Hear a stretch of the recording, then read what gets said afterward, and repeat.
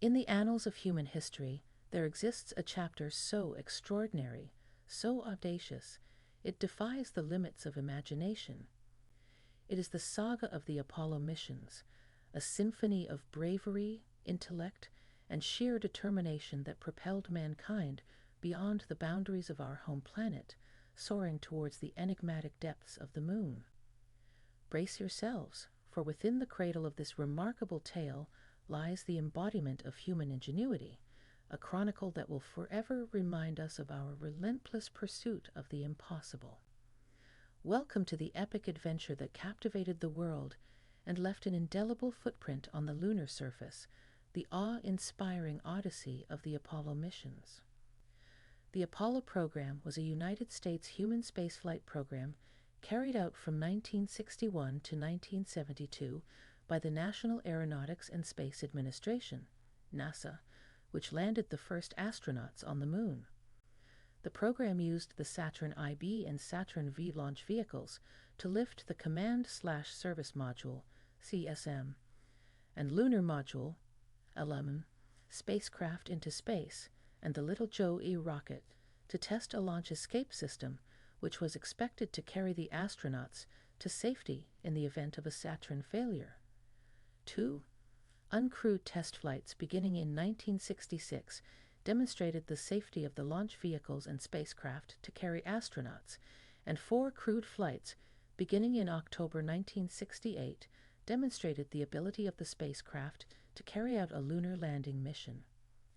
What Apollo achieved?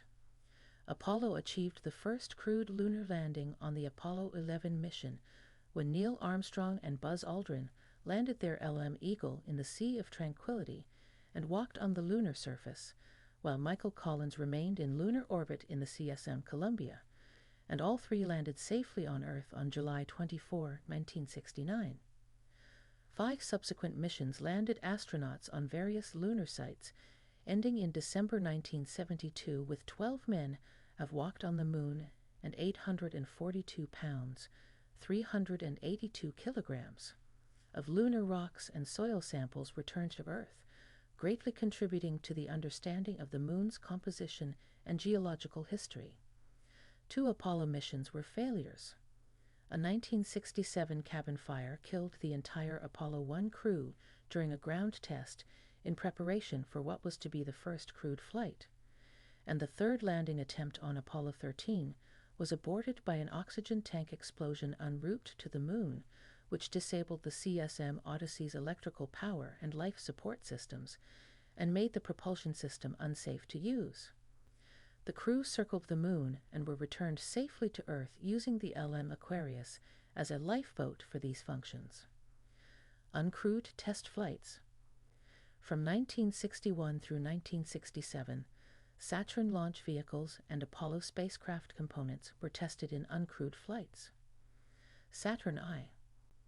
The Saturn I launch vehicle was originally planned to carry crewed command module flights into low Earth orbit, but its 20,000-pound, 9,100 kilograms payload capacity limit could not lift even a partially fueled service module, which would have required building a lightweight retrorocket module for deorbit.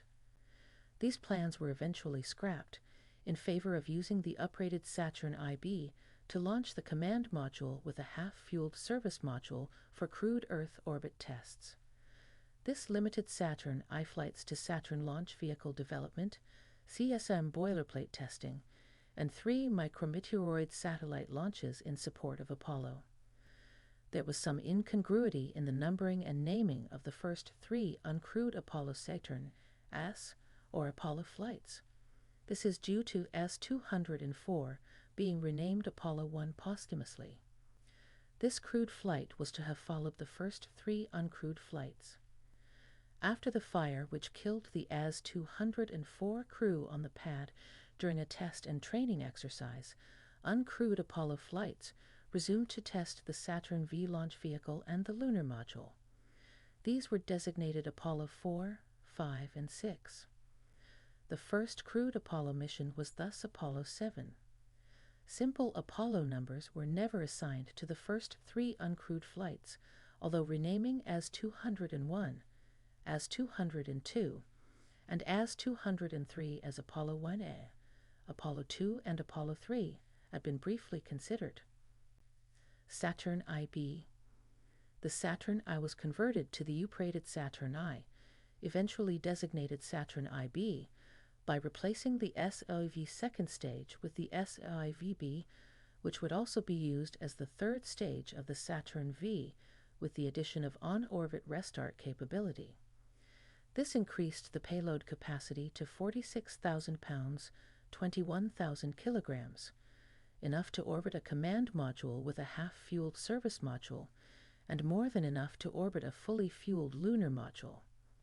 2 suborbital tests of the Apollo Block I command and service module, 1 SIVB development test, and 1 lunar module test were conducted. The success of the LMAN test led to the cancellation of a planned second uncrewed flight. Launch Escape System tests. From August 1963 to January 1966, several tests were conducted at the White Sands Missile Range for the development of the Launch Escape System, LES. These included simulated pad aborts, which might occur while the Apollo-Saturn space vehicle was still on the launch pad, and flights on the little Joe E. rocket to simulate mode aborts which might occur while the vehicle was in the air. Saturn V.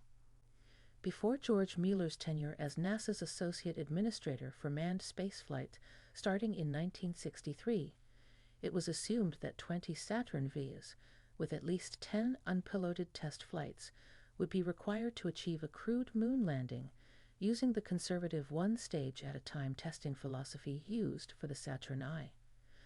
But Mueller introduced the all-up testing philosophy of using 3 live stages plus the Apollo spacecraft on every test flight. This achieved the development of the Saturn V with far fewer uncrewed tests and facilitated achieving the moon landing by the 1969 goal. The size of the Saturn V production lot was reduced from 20 to 15 units. 3 uncrewed test flights were planned to human rate the super heavy lift Saturn V, which would take crewed Apollo flights to the moon. The success of the first flight and the qualified success of the second led to the decision to cancel the third uncrewed test. Alphabetical mission types. The Apollo program required sequential testing of several major mission elements in the run-up to a crewed lunar landing. An alphabetical list of major mission types was proposed by Owen Maynard in September 1967. 2 A-type missions performed uncrewed tests of the CSM and the Saturn V, and 1 B-type mission performed an uncrewed test of the LM. The C-type mission, the first crewed flight of the CSM in Earth orbit, was performed by Apollo 7. The list was revised upon George Lowe's proposal to commit a mission to lunar orbit ahead of schedule, an idea influenced by the status of the CSM as a proven craft and production delays of the LM. Apollo 8 was reclassified from its original assignment as a D-type mission, a test of the complete CSM/LM spacecraft in Earth orbit, to a C-prime mission which would fly humans to the moon. Once complete, it obviated the need for the E-type objective of a medium Earth orbital test. The D-type mission was instead performed by Apollo 9. The F-type mission, Apollo 10, flew the CSM/LM spacecraft to the moon for final testing without landing. The G-type mission, Apollo 11, performed the first lunar landing, the central goal of the program. The initial AG list was expanded to include later mission types. H-type missions, Apollo 12, 13, planned, and 14, would perform precision landings, and J-type missions, Apollo 15, 16, and 17, would perform thorough scientific investigation. The I-type objective, which called for extended lunar orbital surveillance of the moon, was incorporated into the J-type missions. Crewed missions.